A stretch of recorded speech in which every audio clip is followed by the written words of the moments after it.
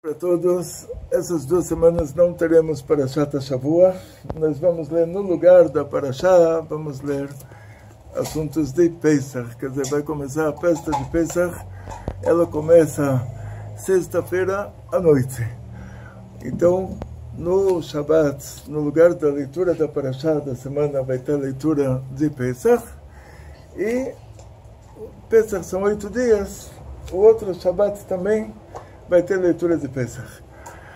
O importante é que Pesach não vai simplesmente começar na sexta-feira à noite. Sexta-feira à noite é o contrário. É a hora que a gente já está a gente já está livre, a gente já sobreviveu os preparativos para o Pesach. Na verdade, Pesach, a gente pode dizer, a hora que começa a Pesach, assim, extraoficialmente, vai ser na quinta-feira à noite. Quinta-feira à noite, essa quinta-feira à noite, ela vai ser chamada de Leil Bedikat Hametz, a noite da verificação do Hametz. O Ben Ish Chai, um grande tzadik, Rabbeinu Yosef Chaim de Bagdad, o Ben Ish Chai, ele nos ensinou uma coisa muito, muito importante, que a gente vai dividir o Pesach e uma etapa vai ser a limpeza de Pesach. O que é a limpeza de Pesach para o Ben Ish Chai? A limpeza de Pesach para ele é você varrer a casa. A mulher, depois de varrer a casa, ela verifica todos os bolsos das roupas, e a gente tem as mochilas, também as bolsas, então a gente verifica bolsos e bolsas, e isso é a limpeza de Pesach. Então a gente vai separar entre a limpeza e a cacherização. Limpeza é uma coisa, cacherização é outra. Limpar a casa para Pesach quer dizer varrer a casa, verificar bolsos e bolsas. Fez isso, a casa está limpa para Pesach. Já pode, na quinta-feira à noite, fazer a verificação do Hametz. Para essa verificação, a gente vai pegar 4 coisas. Uma vela, que essa vela, ela não pode ser vela de sebo, não pode ser vela de gordura, não pode ser vela de azeite, e não pode ser uma vela de Avdalá. Então, o recomendado pelos nossos Rabbanim, de todas as gerações, inclusive o próprio Ben Ish Chai, é uma vela de cera de abelha. Quem não conseguir essa vela de cera de abelha, não precisa ir para uma colmeia e brigar com as abelhas para pegar cera. Simplesmente, se você consegue verificar que uma vela é totalmente de parafina, não teria problema também. Não se confia muito no que a fábrica fala, porque o governo não obriga, se tem até 15% de sebo na vela de parafina, o governo não obriga a escrever lá misturada de sebo com parafina. Então, para nós já não é bom, para eles não são obrigados a escrever. Então, se conseguir a vela de cera de abelha, melhor. Se não, tenta uma vela de parafina que tenha como saber que é só parafina. E uma pena, uma colher de pau e um saco de papel. Esse é o equipamento da noite da verificação do Hametz, que vai ser nessa quinta-feira. Ou seja, depois que a mulher limpou a casa para Pesach, que quer dizer varreu a casa inteira e verificou bolsas e bolsas, aí o marido reúne a família, fala uma brachá, que tudo vai na nossa página da Parashá, pela 3ª vez. E depois dele falar essa brachá, ele não pode falar nada entre a brachá e a verificação, e o começo da verificação, porque senão ele tem que falar brachá de novo. Se ele falou outra coisa, se ele falou brachá e depois perguntou quem ganhou o jogo de ontem, aí tem que falar brachá de novo. Se ele perguntou alguma coisa relativa a esse assunto, aí não precisa falar a brachá de novo. relativo ao assunto da verificação do Hametz. Tem uma tradição cabalística que hoje o mundo inteiro costuma, que é de pegar 10 pedacinhos, cada um no tamanho de um kazait. O kazait era uma azeitona antiga, ela tem o tamanho de uma caixinha de fósforos de hoje. Se você arredondar a caixinha de fósforos bem ovalzinha, a azeitona antiga era desse tamanho, desse volume, vamos dizer assim. Então, a gente pega 10 pedaços de hametz, quer dizer, 10 pedaços de pão, cada um pelo menos do tamanho de uma caixinha de fósforos, coloca num saquinho plástico, amarra bem amarradinho, para ele não se esfarelar pela casa, e vamos colocar esses 10 pedacinhos de pão em 10 lugares super fáceis de encontrar dentro da casa. E depois que o balabait, o dono da casa, fala abrahá, e começa a verificação, e a família inteira vai atrás dele, e as crianças e a esposa, e eles vão verificando em todos os detalhes da casa, lugares aonde se costuma entrar com hametz. Não precisa verificar atrás dos quadros, não precisa verificar dentro dos lustres, não precisa verificar dentro do banheiro, somente lugares que se costuma entrar com hametz. E nesse meio tempo eles vão encontrando esses 10 pedacinhos de pão. Por favor, quem não tem saquinho plástico para guardar esses 10 pedacinhos de pão dentro, cada um num saquinho diferente, não coloca papel alumínio, porque o papel alumínio depois você vai ter que queimar esses 10 pedacinhos de pão, e o papel alumínio não deixa queimar, ele conserva, quer dizer, a pessoa coloca na fogueira, vai ficar pão assado e não vai ficar pão queimado. Então, se não tem saquinho de plástico, pega papel, embrulha bem com papel, mas tem que embrulhar para não esfarelar. Mas saquinho de plástico todo mundo tem, porque tem os do supermercado e da feira. Então essa Bidikat Hametz, o que ela vai trazer para a gente de bom? Que depois que você verificou o Hametz da casa inteira, e você também encontrou esses 10 saquinhos com hametz que você tinha deixado espalhado, você vai falar um nusach kol hamerá, que todo hametz que eu tenho, depois a gente vai colocar esse nusach na página da Parashá, porque não adianta falar agora que vocês têm que ler, é melhor ler do que está escrito. Eu já mandei 2 vezes, vamos mandar mais uma na Parashá da nossa semana. E depois que você fala isso, mesmo Deus me livre se a pessoa esqueceu de vender o hametz dele, pelo menos ele já abandonou todo o hametz, ele já fez a declaração de que todo o hametz dele não é dele. Num caso de extrema urgência, ele já não tem mais hametz. Ele simplesmente fez de todo o hametz dele um hefker. É claro que só se trata de um caso de extrema urgência, porque o certo é a gente, antes de chegar à quinta-feira, antes de chegar à noite da verificação do hametz, a gente vender todo o nosso hametz. Vender para um goi por meio de um rabino. Então tem o site do pt.rabat.org, tem o site da Morachá aqui em São Paulo, dá para vender pela internet, e esse é o certo, a gente vender todo o hametz. Então nós temos assim, vamos voltar para Pesach, vai ser separado por etapas, os preparativos de Pesach. A primeira etapa, a gente falou, é a limpeza da casa, varrer a casa e verificar bolsas e bolsas. Então, o Ben Ish Chai disse para fazer isso, só isso. Agora a gente costuma passar, não sei, tudo quanto é desinfetante e cândida. Guarda-roupas e geladeira, armário. Vamos chegar lá. Vamos separar agora entre limpeza e cacherização. Ou seja, limpeza, o que a gente falou, é varrer a casa e verificar bolsas e bolsas. E depois, na verificação do hametz, você passaria com essa vela dentro dos armários para ver se não tem lá o que a gente vai procurar na verificação, e qual o motivo que a gente limpou a casa.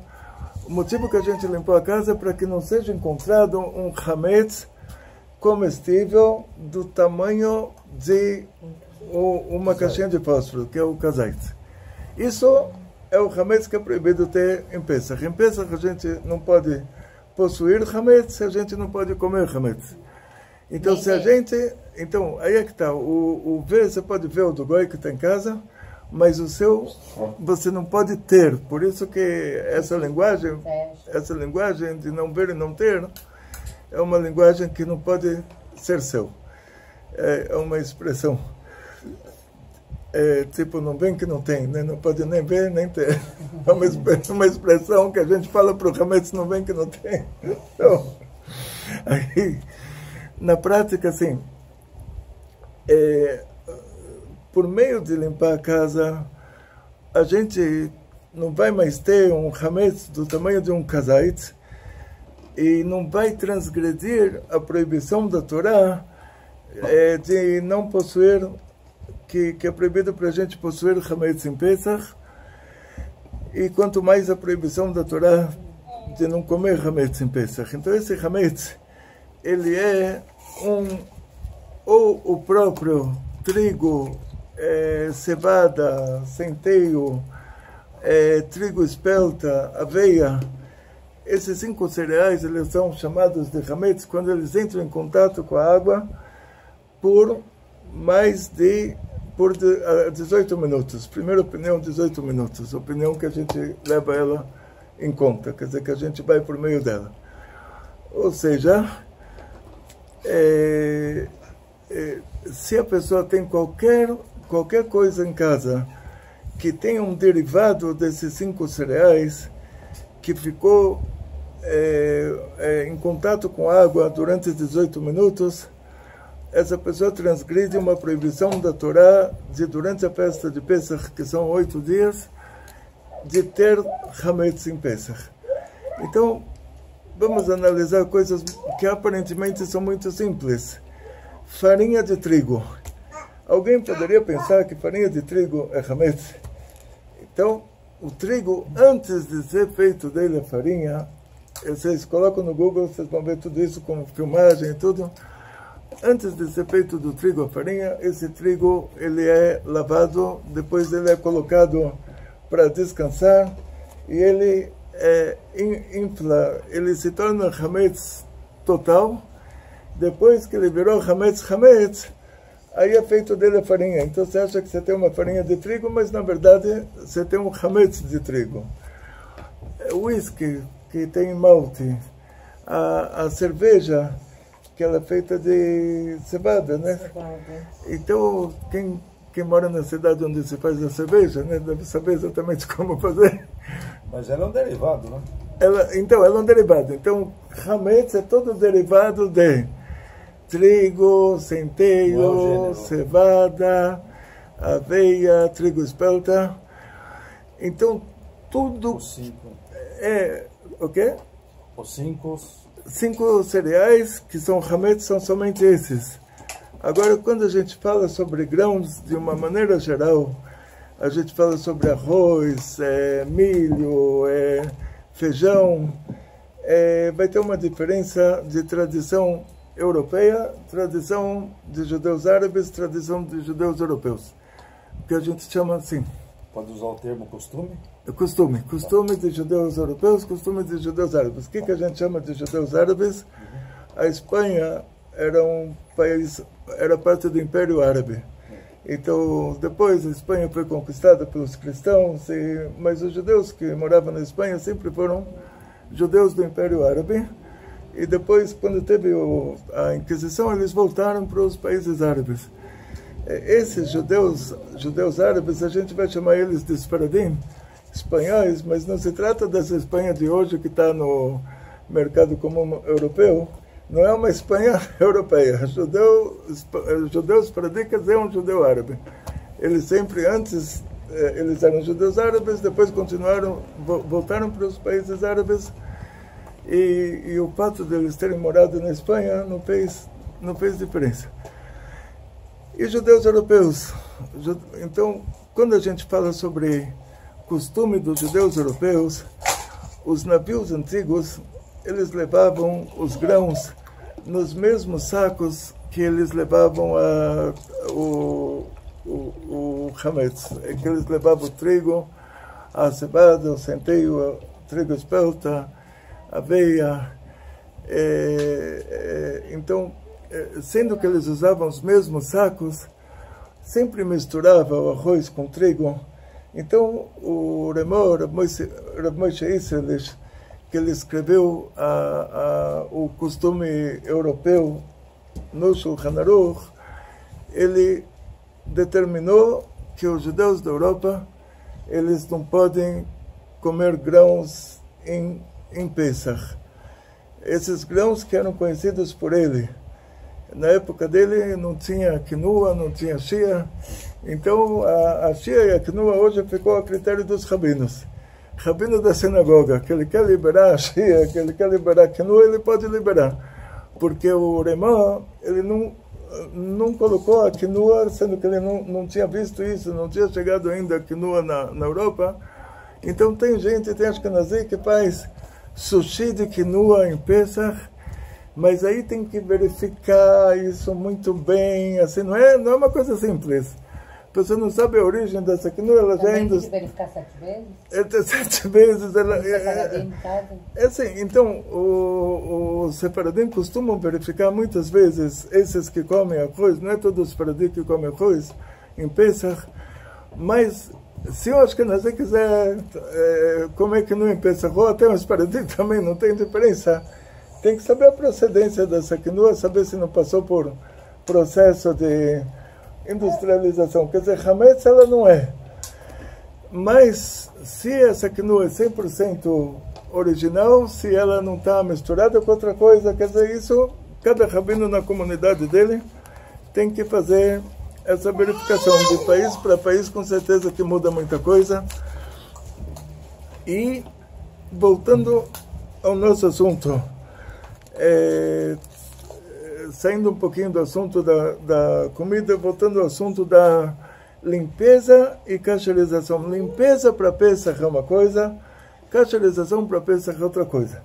Então, quando a gente fala sobre limpeza, porque o Ben Ish Chai fala você só precisa varrer e verificar os bolsos, porque o resto você vai verificar com a vela na noite da verificação do hametz. Então você vai entrar no armário com a vela, por isso que a vela não pode ser desses materiais que a gente falou, de sebo, de gordura, de óleo, porque ele vai ficar com medo que vai pingar na roupa, ele vai ficar com medo que a gordura, mesmo que ela é kasher, mas vai pingar nos utensílios de leite, ele vai ficar com medo que o sebo vai pingar em algum utensílio e vai descacherizar o utensílio. Então, por isso que a vela teria que ser uma vela de cera de abelha, porque o resto ele vai fazer, a mulher vai varrer, vai verificar os bolsos e as bolsas, e o resto o marido vai fazer com a vela.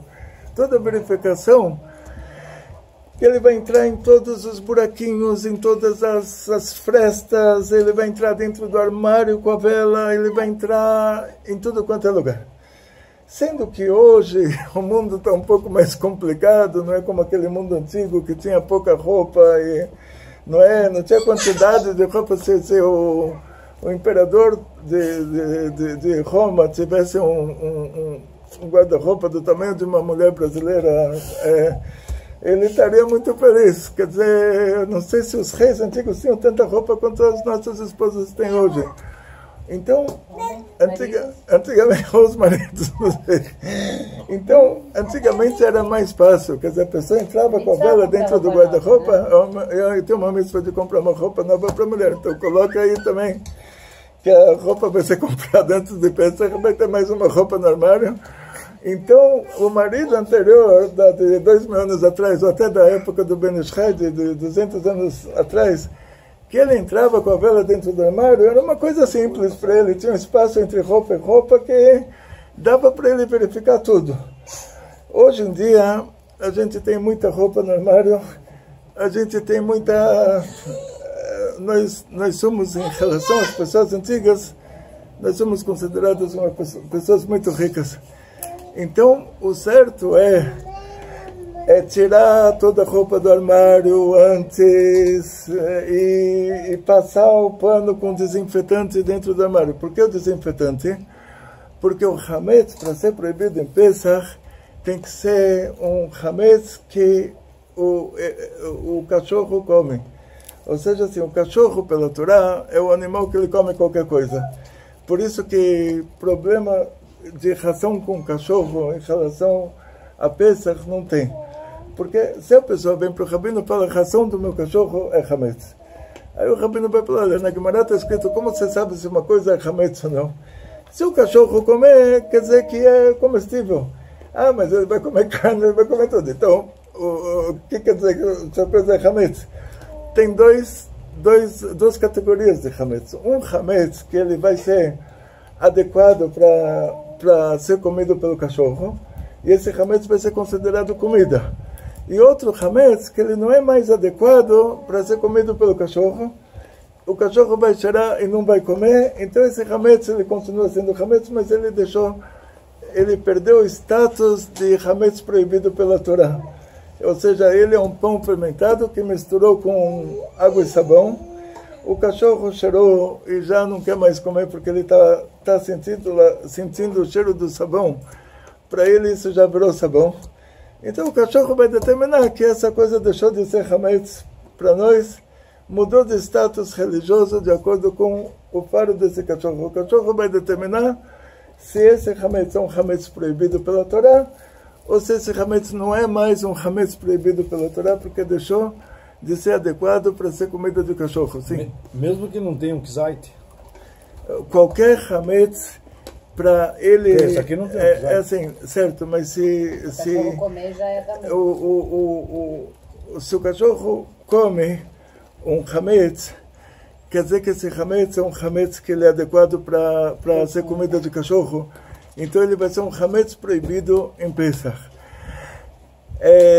Então, por exemplo, se a pessoa falar, no chão da minha casa, entre um taco e outro, caíram farelinhos de hametz.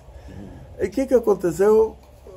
Passaram uma cera no chão, antes de Pesach. Passaram uma água com sabão antes de Pesach no chão.